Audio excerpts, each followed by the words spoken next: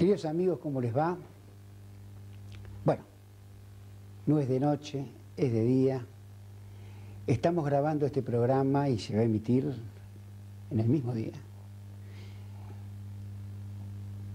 En un lugar muy hermoso de la provincia de Buenos Aires, hemos venido a visitar a un músico prestigioso, un gran pianista, un excelente compositor.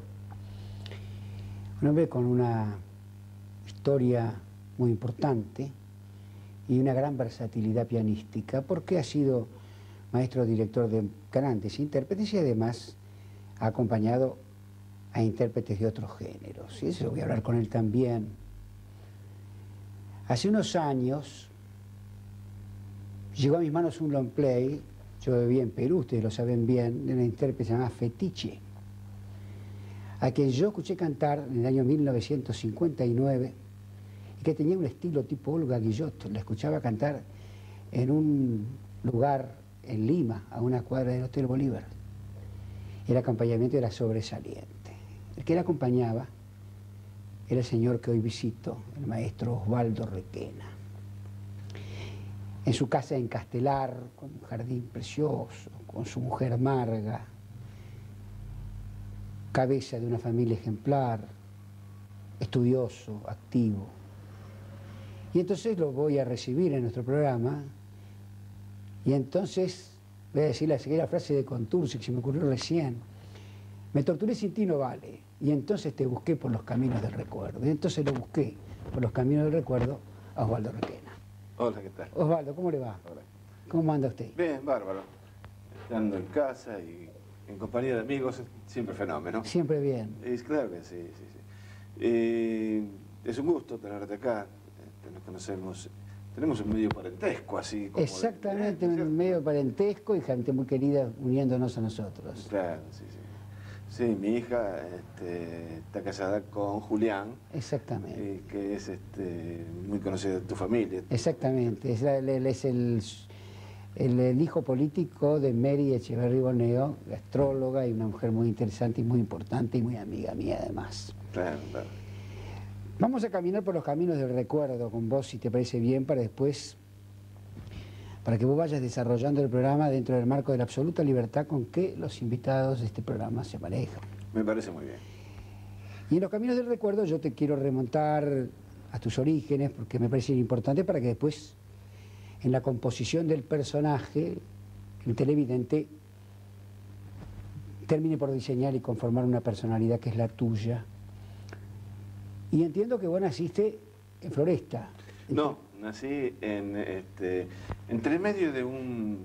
No estaba delimitado en ese entonces, en mi nacimiento, porque era Pompeya, Caballito, Almagro. Yo nací en la calle Balbastro y José María Moreno. Ya, Pompeya. Eso, en realidad. Pompeya en esa época. Ahora es Parque Chacabuco. Parque Chacabuco. Ah, lugar espléndido. Ahora es Parque Chacabuco, ¿no? A 5 cuadras de la cancha de San Lorenzo, del cual soy hincha fanático. Fanático. Nacimos ahí todos. Y Marga también nació por la zona, pues nació en la calle de la Rayana a 2 cuadras. Y desde chiquitos la conozco Marga desde que tenía 6 años, así que... Sí, o sea que son amistades de familia que después se consuma en un noviazgo y después se cristaliza en un matrimonio. Así es, así es. ¿Cómo era tu casa? Y la casa era una casa de músicos. Sí, claro. Tu viejo era director de orquesta. Claro. Todos los hermanos eran músicos. La única que no era, de 5 hermanos, eran los 4 hermanos músicos. La mujer no. Bueno, en esa época la mujer era muy difícil que se podría abrazar a una profesión como la música, porque el músico era un músico nómade de cabaret, era un músico, ¿no es cierto? El músico popular era muy difícil para la mujer. Pero he tenido la suerte de venir de una descendencia de parte de papá, de parte de mi padre, de mis abuelos, eran inmigrantes españoles. Mi abuelo era bailador y mi abuela era cantadora. Así que de ahí empieza todo. ¿Los conociste a tus abuelos? Sí, claro. Y el abuelo Paco era tremendamente humanista, era uno de esos viejos socialistas que entregaba, tenía una librería y una zapatería y el barrio Yo creo que todavía en el barrio le deben No deben los recordar. favores todavía Sí. de ese viejo fantástico. Que ¿Y era. cada tanto en el patio del fondo despuntaba la bailadora o no sé, ya estaban tranquilos? Ellos se reunían, cuando yo era chico, me acuerdo, Sí. los domingos a la mañana, Ujú. se reunían a comer las tapas. ¿no ¿Qué es te cierto? parece? Y tomaban, lo que ellos tomaban, era generalmente el jerez, había una bebida que le decían pirreaque. Yo Sí. no me recuerdo qué era, pero le decían me acuerdo del nombre, decían pirreaque, era bastante alcohólica la bebida, ¿no? Y las tapas. Sí, las tapas. Las- Entonces se reunían y tocaban la guitarra, mi abuela cantaba,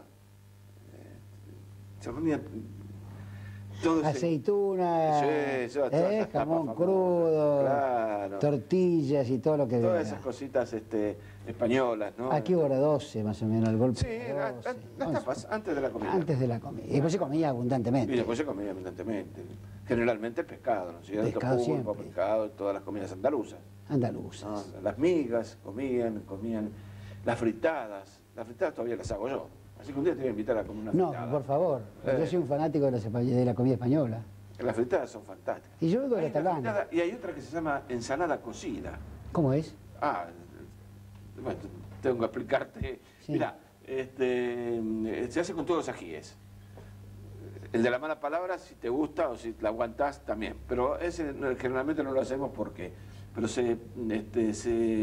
primero se hacen al fuego para sacarle Los piel, pellejos, claro. los pellejos. Después se hace en una sartén con aceite de oliva y ajo, y se va poniendo la capa de los distintos ajíes y tomate cortado, tomate natural, ¿no es cierto?, cortado, pero que sean bastante maduros.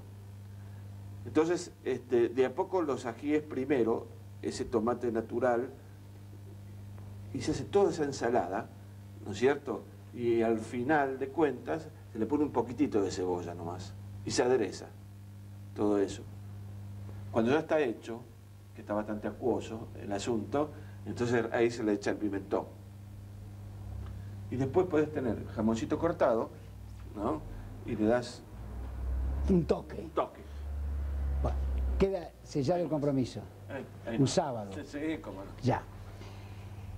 Casa de músicos, cuatro músicos en casa, el bailador el abuelo. ¿Cuándo empezaste a desarrollar el tema del piano? Escaramuza es tu maestro. Claro, primero fue una maestra, una gran maestra del Conservatorio Nacional de Barrio que me guió, después Sí. fui a Escaramuza. Pero ante todo te quiero hablar un poquito de mis tíos. Ujú. Por ejemplo, papá no se destacó mucho porque estuvo con él en la huelga del 43, yo no sé si te acordás o si sabías, hubo una gran huelga de músicos y él era un tipo muy sindicalista en esa época, y entonces fue huelguista, ¿no? Y la orquesta de él estaba con Canaro, y la orquesta de él trabajó. Entonces él lo que lo quería es ser carnero, como se dice habitualmente, y ahí colgó el violín, prácticamente, él dijo. Pero mis tíos, principalmente Tomás y Francisco, yo te puedo decir que Francisco fue el primero olvidado, ¿no? El primer gran maestro de bandoneonistas. Yo te voy a nombrar 5 alumnos. Agarrate, ¿eh? A ver. Nombro los 5. Leopoldo Federico, Uf, Eduardo Rovira, por favor, Arturo Penón, Dios mío. Libertela, José Libertela. José Libertela, y no sé si te acuerdas de Juan Carlos Vera. Bueno, para con los velas de primera. Bueno, Los 5. Yo te nombré 5. Hay una playa de... Ok, pero estos serían los 5 más representativos. Así que, Federico Rovira, imagínate vos. ¿La relación con Leopoldo viene de ahí? ¿Tuya? No, sí, bueno, en parte sí, porque mi tío fue el que primero mete a Leopoldo en la orquesta estable de Radio Belgrano, como bandoneonista de la orquesta que en ese momento dirigía él. Claro. ¿No? Ah, la dirigía tu tío. Claro, al principio la dirigía. Década del 40. Sí, un poquito antes. Un poquito Sí, antes más o también. menos, Sí, porque después Leopoldo es director de la Después, estable. cuando se va mi tío, queda Leopoldo el director Y de la después estable. es bandoneonista de Salgán, porque además Belgrano trabaja Claro, con Salgán ahí. yo los conozco ahí, porque ahí empieza la relación. ¿Sabes cómo lo conozco a Federico? Es una cosa increíble, realmente. Nos mandan de cambio a los dos, por separado, Sí. En un bailable de la tarde en Radio El Mundo, Sí. con la orquesta de Ricardo Donato. ¿Qué te parece la de Media Luz? Con el cual. Entonces vamos los dos de cambio, a mí me manda el pianista y él lo manda el bandoneonista. Sí. Entonces nos recibe bastante enojado, porque nos conociéramos los dos pibes, yo tendría 17 años, y él tenía un poquito más mayor que yo, 20 y algo, 21, 22. Y claro, no nos conocían, nosotros estábamos recién fomentándonos.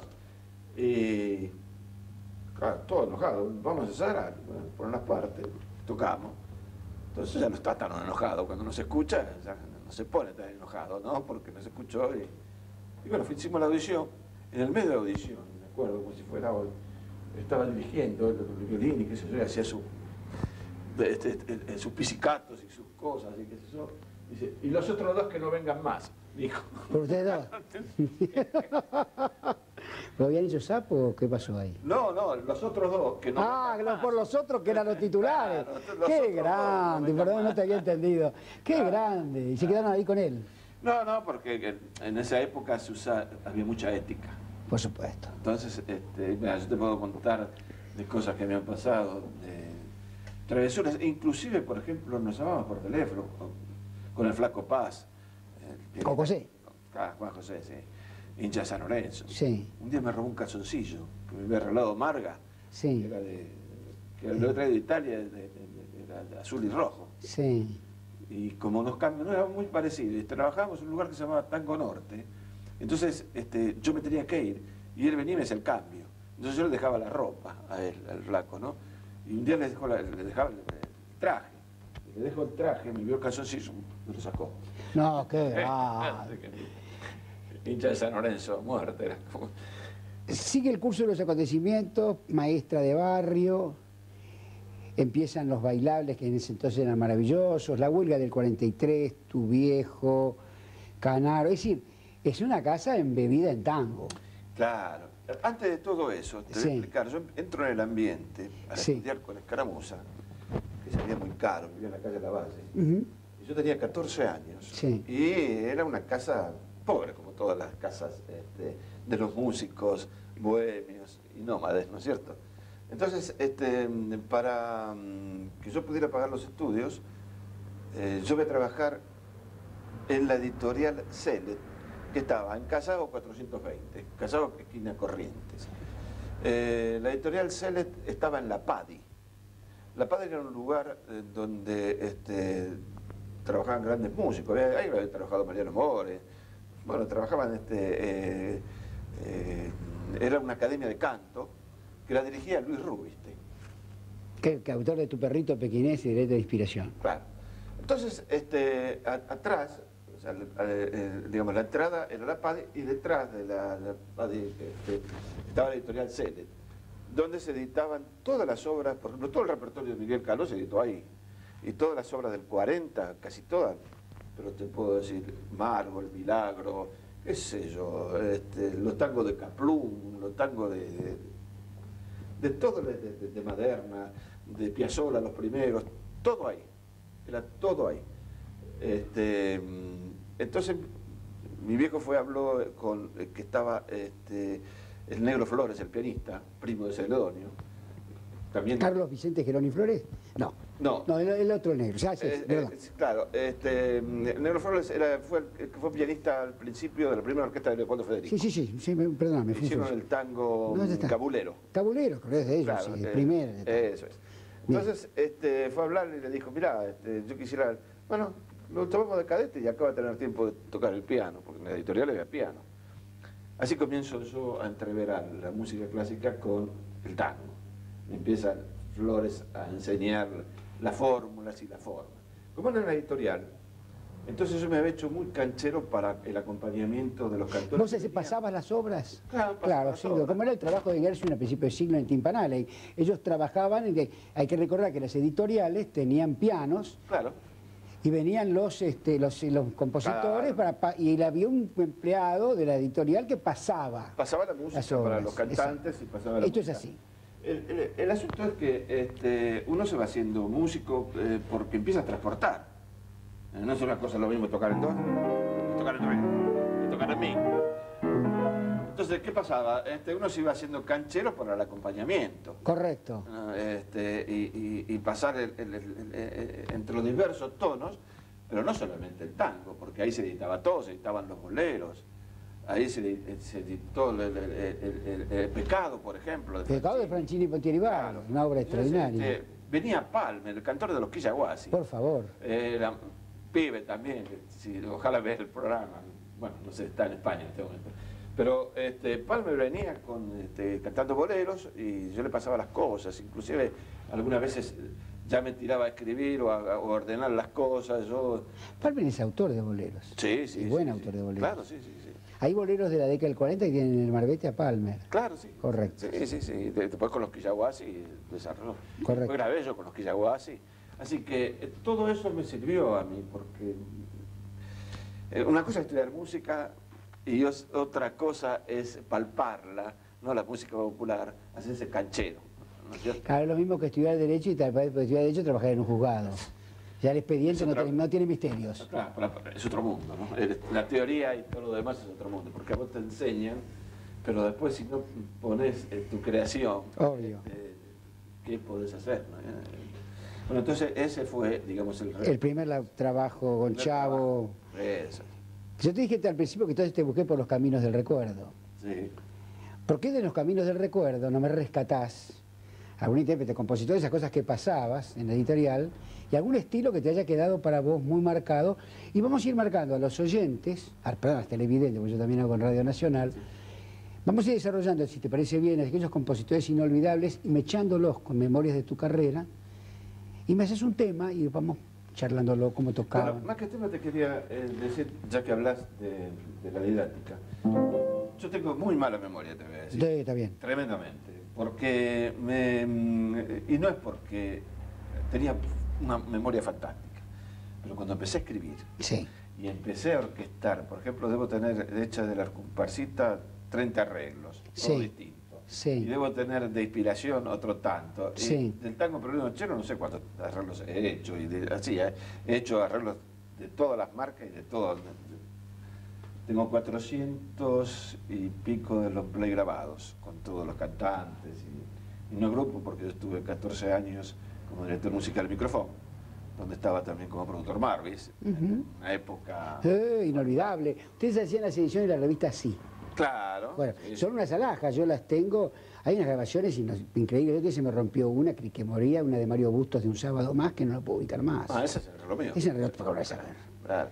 Bueno, yo grabé con todos, grabé con Tania, grabé con Dorita Davis, a pesar de el acompañamiento de Dorita Davis orquestal que está en el casete es tuyo. Todo mío. Claro. Todo mío. Con Hugo del Carril. ¿Qué te parece? Bueno, y después con Janés, no sé, con el único que no llegué a grabar en discos fue con Geneche, pero sí grabé en televisión, grabé en música de película, pero en disco no. Pero de todas maneras he grabado con él también, porque inclusive se ve algunas cosas de acompañamiento mío aún de los años 60 en Canal 11, en blanco y negro. Entonces lo que yo te quería decir, la forma didáctica de que uno iba aprendiendo las cosas, porque lo tenían todos ahí. Seguro. Vos fíjate una cosa, cómo marcaba, por ejemplo, Troilo al principio con Goni. Está. Goni usaba el ligado en la mano izquierda y no así en la mano derecha. Ya. Por ejemplo, Tony decía Goni.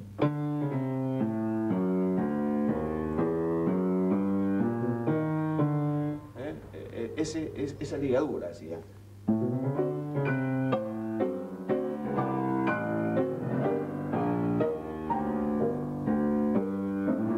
Y si no, los pasajes que se llamaban, él le hacía.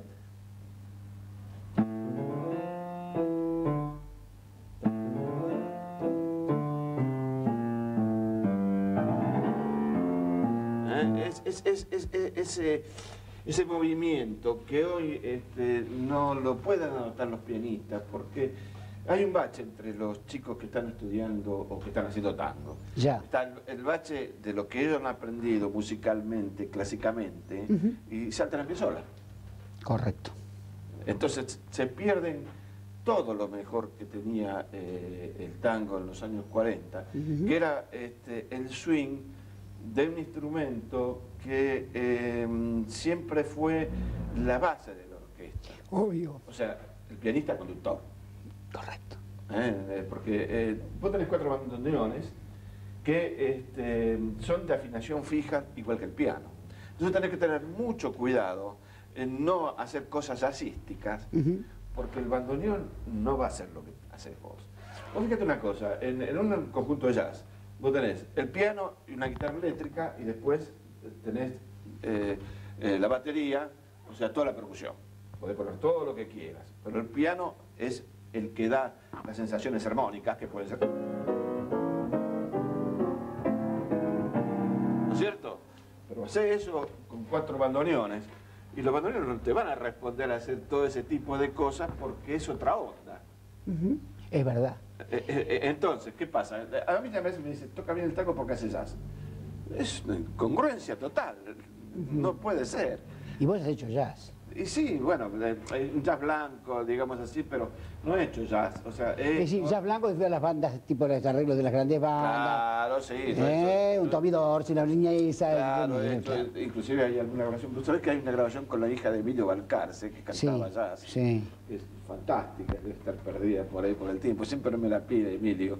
Y debo tener en algún lugar. Y la hicimos también como una prueba para una compañía americana. Sí. Así que no es, y bueno, son ese tipo de cosas, ¿no? Vos fíjate una cosa, yo recién te marqué Goni. Otro que era sencillamente maravilloso, para mí fue una playa de sabiduría en el tango, es Di Sarli. ¿Qué te parece? Para mí fue, si no el más grande tanguero que hubo en el piano. Sí, sí, sí. Aparte de la sonoridad, la sonoridad de hacer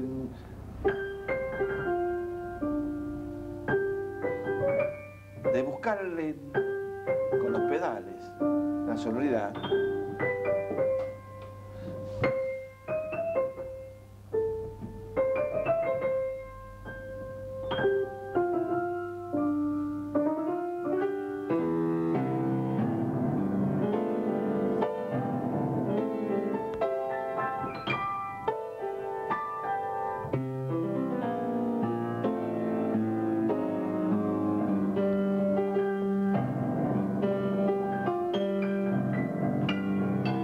Sensacional.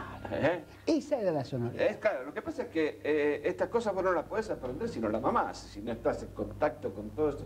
Esa gente que te avivaba o te iba pasando en el sistema de vida de ese momento las cosas. Hoy lamentablemente ha desaparecido todo. Han desaparecido las grandes orquestas y los chicos se encuentran huérfanos de poder hacer todo ese tipo de cosas. O sea, no hay referentes para poder... Claro, no tienen dónde agarrarse. Sí. Uno tenía dónde agarrarse. De repente yo era novio de Marga e íbamos a ver a San Lorenzo de Almagro, Sí. las grandes orquestas, nos quedábamos bobos. Pero es claro. Realmente porque venían todos. Yo vi hasta Pedro Mafia en San Lorenzo. Era una cosa increíble y el que quería aprender tenía ahí sus maestros. A la vuelta de la página tenían los maestros. Entonces, todo este tipo de cosas se ha perdido para verlos. Pero yo creo que si hay ambición, están los discos. Sí. Si hay ambición, están las partituras que han hecho ellos. Sí. Entonces, desmenuzarlas otra vez, ¿no es cierto? Y pedirle. Yo estoy abierto a toda la gente y a lo mejor pueden ser de medio. Pero es que justamente para eso estamos. De consulta que quieran hacerte, hacer llegar, yo encantado. No Pero mira, tengo ningún problema. Porque el terror mío es que se pierda todo esto. Osvaldo, el fondo, el contenido de este programa hecho... Vos sabés que hoy el tango y la cultura popular es un esfuerzo que se lleva en el alma, eso no se te olvida. Claro, pero lamentablemente, ¿sabes qué? Porque yo salgo, ¿sabés que yo regresé de Estados Unidos hace un mes? Sí. 66 conciertos. Sí. En todo el circuito clásico, lo hice, pero lleno completamente. Hubo 3 teatros que hubo un 75% de personas. Los demás no tenían entradas. Sí. Y te lo digo, tengo ahí las críticas, los diarios, si querés te los pongo arriba de la mesa para que... fantástico. Tal es así que tengo un contrato para el 2001 y uno para el 2003. Así ¿Dónde vas? Y yo ahora hice casi 30 estados. Y ahora en 2001 te omites en Estados Unidos. Sí, y en el 2000 tengo Japón, 3 meses.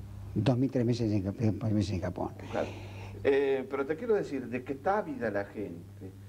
Preguntan dónde pueden venir a Buenos Aires, a conocer a este.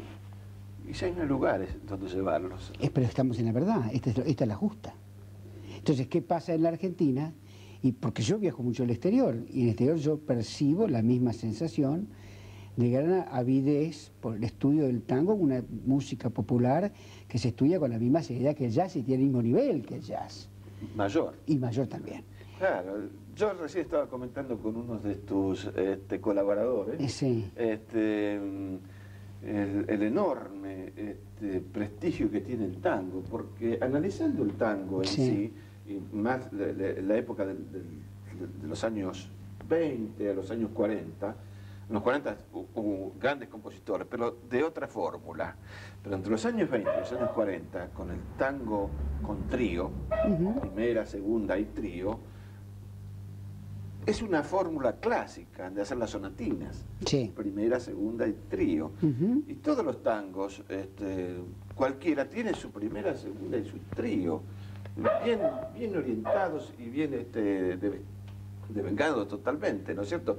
Después se pasó a otra, que fue la del tango cantado, tango canción con la poesía que, bueno, conocemos a nuestros poetas, ¿no? ¿Para qué hablar?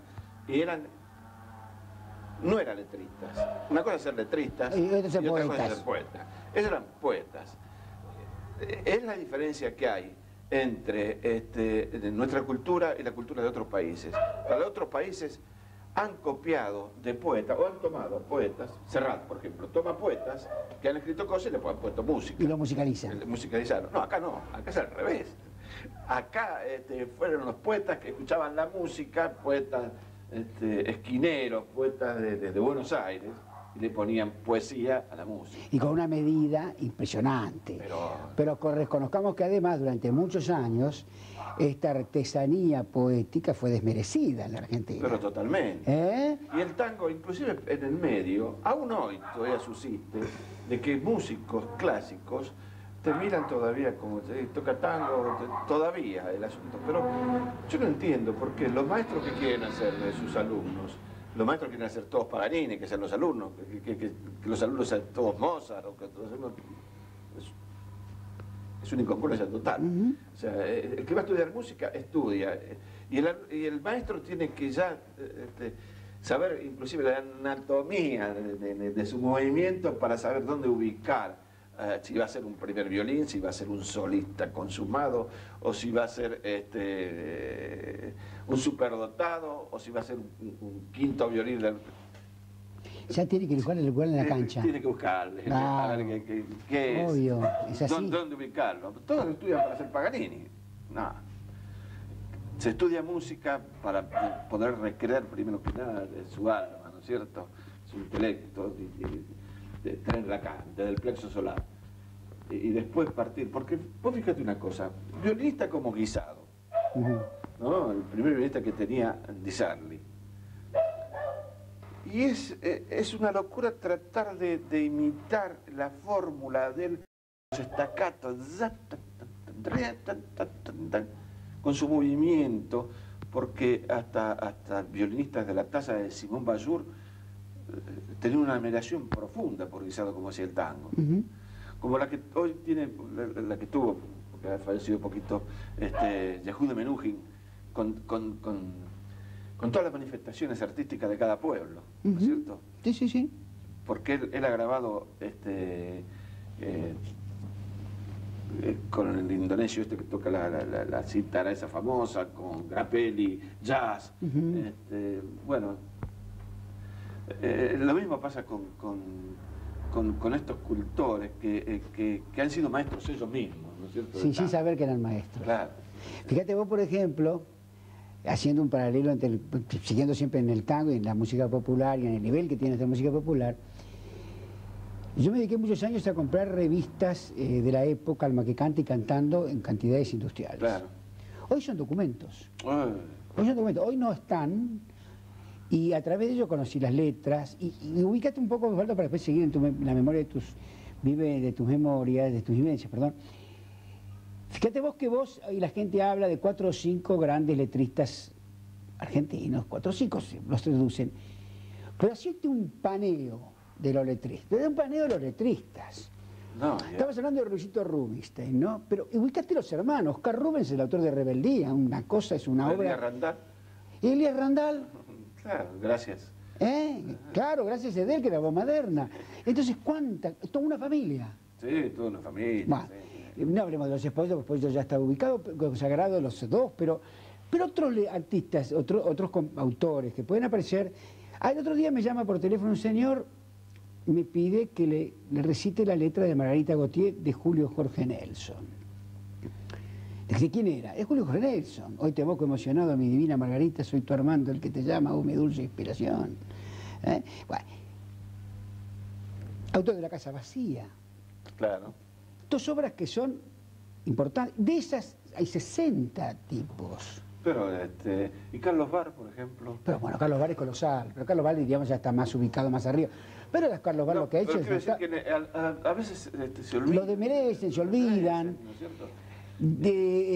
Carlos Bar, al escribir el tango en carne propia, como hizo el señor Carlos Bar, me has herido y la sangre de tu herida goteará sobre mi vida sin cesar. Es una cosa... ¿Y Cárdenas? Bueno, por favor.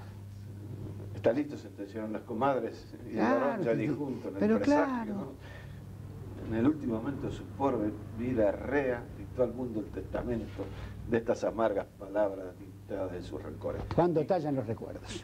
No, ese es ese se llama Como abrazar un recuerdo. Como abrazar un recuerdo, perdón. Ese que abrazar un recuerdo. Claro, y Gardel lo empieza, hace el recitado y nadie le da el tono, porque generalmente uno hacía, cuando recitaba, para que comenzara el cantor, le hacía...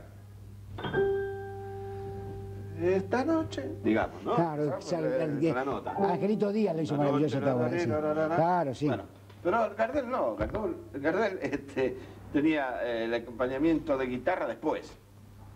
Hizo el recitado y comienza a capela sin nada. Podría haber agarrado otra nota, media nota. Una afinación total, una cosa increíble, ¿no? Lo que hace. Háblame de los músicos de las orquestas donde vos estuviste. Así, en líneas generales. Bueno, citámela y vamos a desarrollar uno. Bueno, comienzo con la Orquesta de Barrio. Sí. Raúl Caplún. Oh, bueno, notable. No estaba Goyeneche ya. No. Figura olvidada, Caplún. El gordo, bueno, de lo de piano fue notable. Alberto Manzione. Una orquestaza. Eduardo Rovira. Bueno, notable. Y después, en esa época trabajaba con todas. Con todas. O sea, porque el trabajo de radio... ¿Nos quedamos ahí? Ah, pero me falta ¿Nos la quedamos principal. ahí? ¿Cuál? Florinda Sassone. Ni que hablar. Hay un cuento muy divertido tuyo con Sassone, que te quedás en una plaza de pueblo que no podían dormir, que tuvieron que bañarse con los baldes. Ah, sí, bueno. sí. Los 5 tipos muy importantes. Caplún, un músico olvidado con muy pocas grabaciones. Israel Raúl Caplún. Eduardo del Piano, un bandoneonista que fue director de la orquesta de Ángel Vargas, bandoneonista del país. Cuando vos recreás las grabaciones de él en el sello Pampa son deliciosas. Sí, las grabé todas en el sello Pampa. Deliciosas, claro. Hay una grabación del Choclo que hago un solo ahí, me acuerdo que trajo un solo, parecía un bandoneón tocando yo, porque es un solo. Era muy celoso, muy celoso en las partituras. El piano también, Sí. Me contó Roberto Gallardo, trabajó en Del Piano, sí. que llegaban a la radio y estaba las partituras puestas ya sobre la tril. Sí. Boquense, era de Ceneice, el tipo. Sí.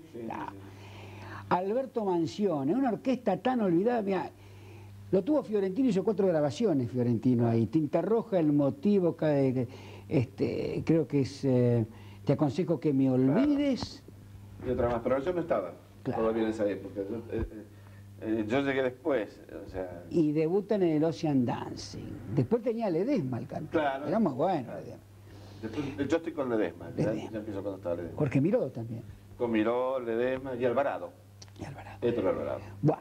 Había un personaje, había varios personajes ahí, pero había un personaje que era delicioso, que era Julián, se llamaba así, mirá, Julián La Plaza. No sé, ¿viste cómo se llama? Como en vez de ser Julián Plaza, Julián La Plaza. Julián La Plaza, el violinista. Fuera de serie, fuera de serie en su argot, en su manera de... Eduardo Rovira, decí que después, cuando hace Sónico, ya no estás vos, ¿no es cierto?, No, con él. ya no estoy. No estás con él. Yo inclusive estoy cuando hace la orquesta con el cantante Rovira del Río.